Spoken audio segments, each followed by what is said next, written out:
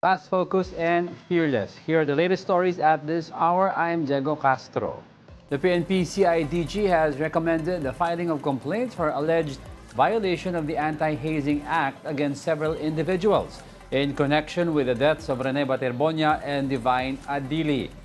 The respondents include former head coach Tab Baldwin and other coaches Grant Derns, Cesar Vincent Habiliana Ilumba, Dean Cesare Castaño, Sandro Nicolas Romero Soriano, and Reynaldo Jacinto. Also facing possible raps are student managers Paulo Manuel Maceda Adevoso and Andrew Lorenzo Bondoc Salude, physical therapist John Eric Kiambao Rueca, and utility personnel Aris Ramos Pronce and Joel Palmiano Rapa. During a press conference earlier today, the CIDG said the victims were allegedly subjected to extreme physical activities, punishment exercises, and hazardous sea-based training before they drowned on June 8. Authorities also cited testimonies from former Ateneo players who claimed similar near-drowning incidents occurred during a 2016 training camp. We have over 620 pages of testimony, all which corroborate to the fact that they were subjected to extreme weather and extreme conditions which resulted in death. Yung una, nung tinanong namin si Tab Baldwin kung may nangyari ng ganito dati na muntik malunod, sabi niya wala. However, his former players testified that they nearly drowned.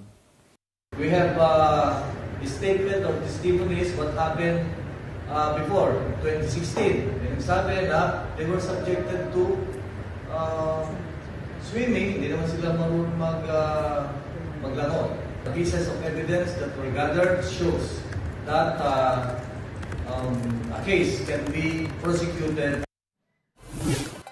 The Senate is seeking the German embassy's help in summoning the Gorebox game developer to the Tacloban school shooting inquiry. The details from mobile journalist Merimon Reyes.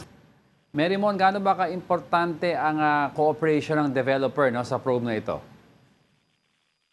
Diego, ito kasing laro, Gorebox, ay reportedly nilalaro ng isa sa mga bata, menor de edad, na involved or suspects doon sa isang shooting incident nga sa paaralan sa Tacloban. Pero doon kasi sa supposed hearing ngayong July ng Senate Committee on Women and Youth na pinangungunahan ni Senator Risa Ontiveros, yun sana yung iniimbitahan nila yung developer nung laro na si Felix Philip. Pero ang naging kasagutan niya through an email, though it is also disclosed din sa public yung email ito via yung opisina ni Senator Risa, sinasabi ni Felix Philip, independent game developer siya na based sa Germany, and after careful consideration, he is respectfully declining yung invitation to appear sa hearing ngayong July 1. Pero ang ninonote niya, yung laro na daw na yon, for the record of the committee, yung Gorebox is classified 18 plus or aged for players aged 18 and above and is not intended for or directed at minors. So na-appreciate daw yung atensyon ng komite sa safety daw ng nakababata, and grateful din daw itong si Philip sa pag-iintindi na lang ng kanyang desisyon. Diego? Yes, meron mo kasi ang tanong dito, may rating naman talaga yung mga gory games ang term nila ng 18 plus, no? Sino ang base sa naririnig mo sa usapan? Sino ba ang dapat responsible sa pag-enforce ng video game age requirements? Kasi pag sa TV, you have MTRCB. Pag sa games, paano ba ang ang kalakaran nito? Actually, yan din yung isang concern ng mga senador. Hindi lang related lang dito sa laro. Kundi for example, yung sa case ng mga naglalaro ng gambling site sa PAGCOR yun. Ang isang concern nila na across the board, hindi lang sa gambling platforms, is yung restriction pagdating sa edad na nababypass ng mga minor. So, pagdating dito, kasi parang wala pang, we'll check yung specific agency na may hawak pagdating sa mga laro, pero ang concern nila dito is kahit merong age restrictions, nababypass siya, either papalitan daw yung year ng birth or gagamit daw ng ibang ID. Ito yung sa context ng gambling platform or website. So, it's possible na isa yan sa mariraise sa magiging hearing ng Women and Children Committee ngayong July 1. Alright, ang tanong naman kasi ni Senator Robin Padilla, bakit nga Committee on Women and Children and hindi Justice Committee ang mag-handle nito? Well, yung legislative inquiry din kasi ni Senrisa concerning naman ito sa mga kabataan. So, well, that includes yung tamang handling ng cases na ganito. Pero on another aspect kasi, ang nais naman ni Senator Robin Padilla ay tungkol doon sa pagpapababa naman ng edad for criminal responsibility. And ang inonote din natin pagdating sa laro kasi na to, which I think divides yung case na to sa case ng gambling, is yung mga laro, private ito compared doon naman sa iba na private pero may regulation siya ng gobyerno on the side of the PAGCOR.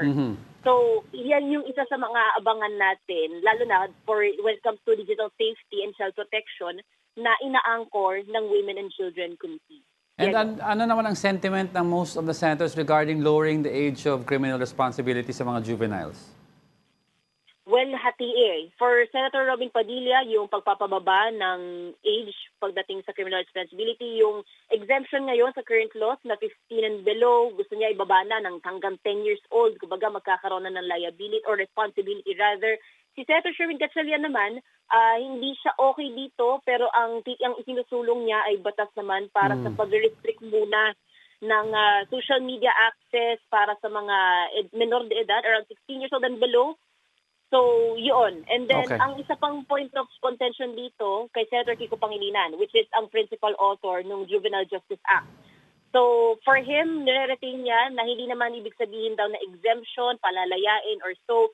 Ang kailangan para sa mga menor de edad na nasa ganitong mga sitwasyon, rehabilitation and intervention programs. Meanwhile, Senator Ping Lacson wants a review of the Juvenile Justice Act. So, yung pag-rolyo nito, aabangan natin sa committee hearings plus sa pagsisimula ulit ng regular session ngayong July. Okay, thanks for clearing that up, Mary Mona. Pero I'd like also to get your report about yung reactions ni Senator Marcoleta and Senator Cayetano, no, yung sa cyber libel case na final ni former Senator Sonny Trillanes. So far, wala pa tayo nakukuhang bagong komento kasi from Senator Rodante Marcoleta, nor yung ibang mga senador from the minority bloc.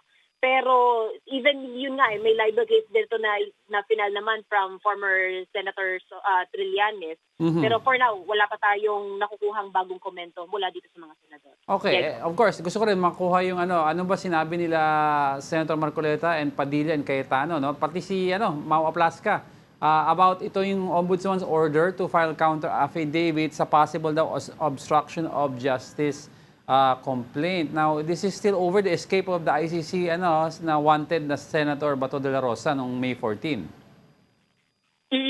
And to add to that, yung si Senator Robin Padilla naman, though wala rin pa tayong nakikitang development so far pwera sa pag-iimbestiga sa involvement nitong mga senador. Parang sinasabi rin ni Senator Robin, kung may idea rin daw siya kung nasaan si Senator Bato de la Rosa, hindi niya rin daw yun sasabihin. Pero yung huling nabanggit niya sa atin sa media, magpa-participate daw siya sa kahit na anong investigasyon kung iimbitahan daw siya. Patungkol nga dito sa anggulo na tinulungan daw nitong mga senador yung pagtakas ni Senator Bato de la Rosa. Okay, well, thank you for those updates, mobile journalist Mary Reyes. We also give you a quick look at stories from our media partners. On the Philippine Star, Filipinos gave U.S. President Donald Trump the highest confidence rating among 36 countries. 68% of adult Pew Research Center survey respondents expressed trust in Trump's handling of world affairs. While a majority of Filipinos view the United States favorably, the report says support is lower than in previous years. Many Filipinos say that the U.S. promotes global peace and stability, with majority approving of Trump's approach to international humanitarian aid. On Business World, the Philippine government's budget deficit in May widened to more than 198 billion pesos. Tax revenues increased, led by higher collections from the tax and customs agencies, while government spending rose due to interest payments, local government transfers, and infra-related disbursements. From January to May, the cumulative budget deficit was 522.5 billion pesos, slightly lower than the same period in 2025. Economists noted that future deficits will depend on economic conditions and government spending plans. For more details of these stories, you can visit the social media pages of the Philippine Star and Business World. Do check out as well the social media platforms of One News PH for the very latest headlines. In the meantime, the San Jose del Monte Engineering Office is investigating utility firm Prime Water over alleged wastewater violations. Mobile Journal Fatima Baduria has that story. Prime Water Infrastructure Corp is facing another fallout over its sewage and wastewater management. A recent inspection by the San Jose del Monte Bulacan LGU revealed the company allegedly used bypass pipes to inject clean water into their wastewater samples. Further scrutiny by the City Engineer's Office exposed the scheme where clean water was piped into Prime Water Septage Treatment Plant 2 to dilute pollutants. The City Engineer's Office's investigation also alleged that this manipulation began in 2024 after the facility repeatedly failed DENR water quality tests. What's worse, the water that was supposedly treated in the facility are let off into creeks and rivers, potentially harming local waterways and transmit diseases like cholera and hepatitis. Renz Casas of the City Engineer's Office also noted the possibility of this water entering pipes that lead to households. Since yung ating mga pipeline, nasa ano rin naman, nasa lupa rin yan eh. Minsan may mga crack yan, may mga nag-leak. Pagka nawalan ng tubig yung lalo, pwede pumasok yung marumi. Kumbaga nakakontaminate in other sense. Casas says they now need to test the water quality in SJDM homes to check whether it has been affected by the anomaly in Prime Water Septage Treatment Plant. Kailangan muna natin siyempre na i-test yung ating yung water quality dun sa mga bahay para ma-check. Lalo, makikita mo dyan yung mga fecal coliform, ganyan. Yun yung mga isang example kasi usually ito fecal coliform ang mga delikadong bakterya nandito eh. Possible, pero hindi ko ma-confirm unless meron tayong testing. Last May, the city government of SJDM assumed control of water supply operations previously managed by Prime Water, the joint venture partner of the San Jose del Monte Water District. It cited the company's failure to address the city's worsening water distribution crisis for the takeover. Earlier this month, SJDM city government announced a partnership with Metro Pacific Water to help resolve the water crisis. MPW is a wholly owned subsidiary of Metro Pacific Investments Corp. MPW was appointed as SJDM's temporary partner for water distribution operations under an initial 2-month consultancy contract. But the development faced a legal blockade when Prime Water filed another petition seeking injunctive relief against the local government's efforts to resolve the water crisis. Kapatid Fatima Baduria, we are One News. And before we go, Meralco marked Pride Month for the third consecutive year with a series of activities at its headquarters and sector offices. The celebration featured rainbow crosswalks, employee spotlights, group posters, and a webinar on diversity and inclusion. Senior company officials also gathered at the Rainbow Crosswalk at Meralco's Pasig headquarters as part of the observance. The company said the initiative is part of its hashtag Embrace Diversity and Inclusion program, which supports women, members of the LGBTQIA+ community, and persons with disabilities. Those are the latest news at this hour. More coming your way at 4 p.m. on Storycon. I'm Diego Castro, kapatid. We are One News, your side all the time. Have a restful weekend. This is AP News Minute. Rescue crews are searching for survivors as the death toll climbs in Venezuela, hours after a pair of powerful quakes struck the country. The two earthquakes were among the strongest in Venezuela in more than a century. The Supreme Court has decided to allow the Trump administration to end legal protections for migrants fleeing violence and other dangerous conditions in Haiti and Syria. The 6-3 decision allows DHS to end temporary protected status, a program that protects more than 1 million migrants in the U.S. from 17 countries.